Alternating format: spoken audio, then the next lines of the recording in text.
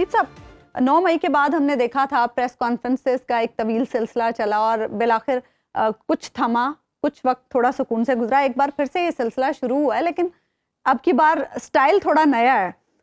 Timing کو آپ کیسے دیکھتے ہیں؟ ابھی کیوں یہ سلسلہ شروع ہوا ایک دم سے؟ یہ جو کچھ ہو رہا ہے اس سے آپ ایک پازیٹیو مانی لے، وہ یہ ہے کہ پاکستان میں الیکشن ہو رہے. اچھا جی، اس کی وجہ یہ ہر ہے چیز میں حبیب صاحب آپ الیکشن کو اس کی وجہ یہ پاکستان کے اندر یہی ایک سوال ہے جو پاکستان جس کوگمر میں ہے، جس دلدل میں ہے، یہ بنیادی طور پر 2021 کے آخر میں شروع ہوئی.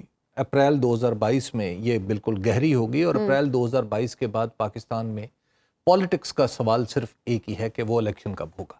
تو اب یہ اس طرح کے اشارے ہیں عثمان ڈار صاحب کا سامنے آ جانا کہ یہ الیکشن اب ہونے والا ہے. اس کی وجہ آپ پوچھئے کیوں؟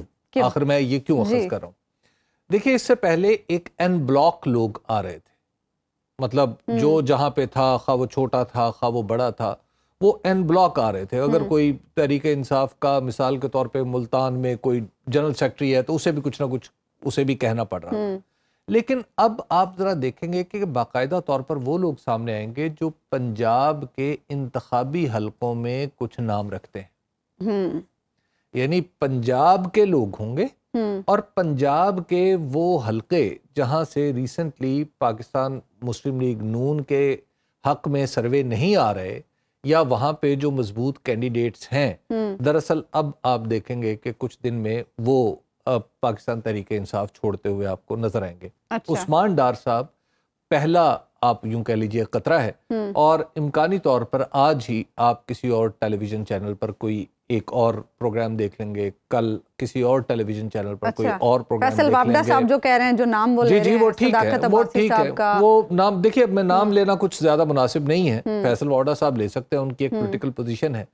تو بات یہ ہے کہ سیاست دان جب تک اپنے منہ سے آ کے کیمرے کے آگے بیٹھ نہ جائے اس وقت تک آپ کا کچھ کہنا مشکل ہوتا ہے. کوئی ہمارے پروگرام کے تھرو بھی آئے گا؟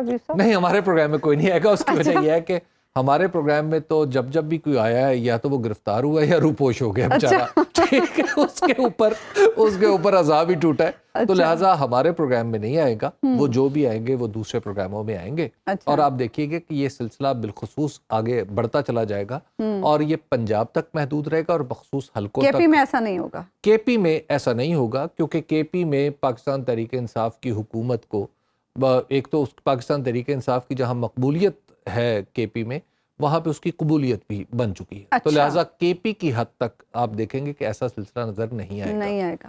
لیکن پنجاب میں جو صوبہ پنجاب سے تعلق رکھنے والے جتنے بھی تگڑے امیدوار ہیں اور ان کی عدم موجودگی کسی خاص امیدوار کو فائدہ دے سکتی ہے، تو اب ان کے توبہ کرنے کا ٹائم. اچھا، مجھے آپ سے اگلا سوال یہی کرنا تھا کہ مفادات کیا ہیں اور کس کس کے ہیں. آپ نے پچھلے سوال میں کچھ جواب تو دے دیا. چلیے میں تھوڑا ڈیٹیل سے بتا بات کھول دیتا ہوں.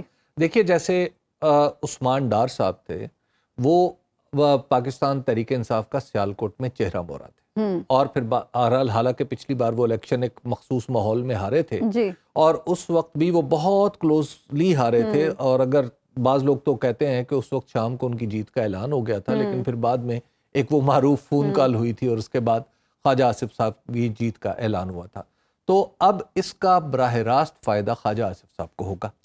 تو خواجہ آصف صاحب جو ہیں، آپ ان کے بارے میں کہہ سکتے ہیں کہ ان کے لیے جو الیکشن جتنا مشکل تھا، وہ اب اس مشکلات میں کچھ کمی آ گئی ہے. اگرچہ ان کی والدہ بذات خود ایک مشکل کا باعث بنی رہیں گی ان کے لیے، لیکن خواجہ آصف صاحب لیول پلینگ فیلڈ، ایک طرف سے لیول اور ایک طرف سے لیول پلینگ فیلڈ. یعنی جو پاکستان مسلم لیگ نون کے لیے سب سے بڑا پرابلم ہے وہ پاکستان تحریک انصاف کی مقبولیت ہے اور اس کے امیدوار ہیں. تو جب تک پاکستان تحریک انصاف کی مقبولیت اور ان کے امیدواروں کو لیول کر دیا جائے گا تو اس کا نام مسلم لیگ نون نے لیول پلینگ فیلڈ رکھا ہوا.